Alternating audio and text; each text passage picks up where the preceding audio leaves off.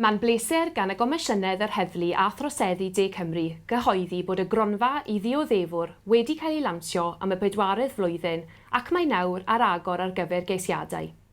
Mae'r gronfa yn agored i sefydliadau trydydd sector yn ardal Heddlu De Cymru sy'n medru darparu gwasanaethau i helpu dioddefwyr o'r esgyn eu profiadau drwg. Eleni, mae 2 ffordd i wneud cais am arian, un ar gyfer grwpiau neu sefydliadau bach ac un arall ar gyfer sefydliadau neu cyrff mwy.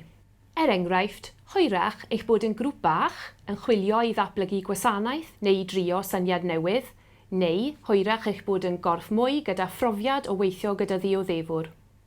Hwyrach eich bod eich cynnig gwasanaethau yn barod, ond am enghangu ei dref, dinas neu cymuned newydd yn De Cymru.